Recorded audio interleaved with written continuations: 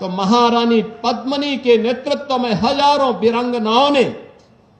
नारी अस्मिता की रक्षा करने के लिए उस समय जो जौहर व्रत लिया था, वह जौहर उस समय की परिस्थिति थी। उस समय की परिस्थिति थी नारी गरिमा का, नारी गौरव का एक श्रेष्ठतम उदाहरण था कि किसी भी धर्मी को एक केवल नारी नहीं, भारत माता की धरती पर टिकने नहीं देंगे। और अगर अब भारत माता की धरती पर ऐसा नहीं, याद करिए, ये धरती माता जिसके बारे में कहते हैं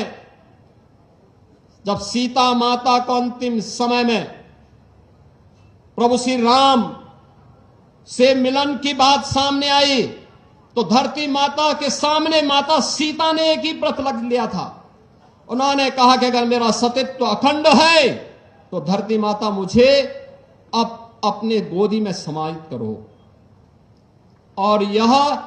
जो संकल्प माता सीता का था, वही संकल्प महारानी पद्मिनी ने यहां पर दिखाया था इस जौहर के नाम पर। यह वही संकल्प है जो नारी गरिमा का प्रतीक था और ये भारत की धरती को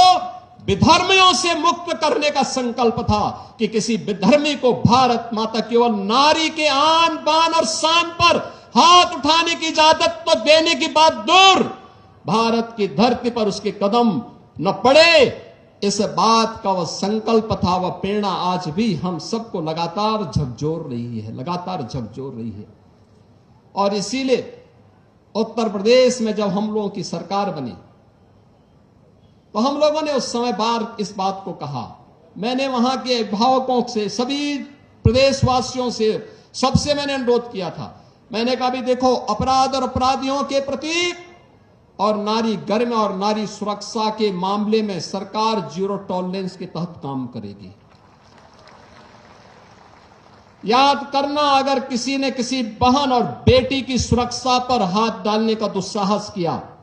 तो अगले चौराहे पर यमराज उसका इंतजार कर रहा होगा।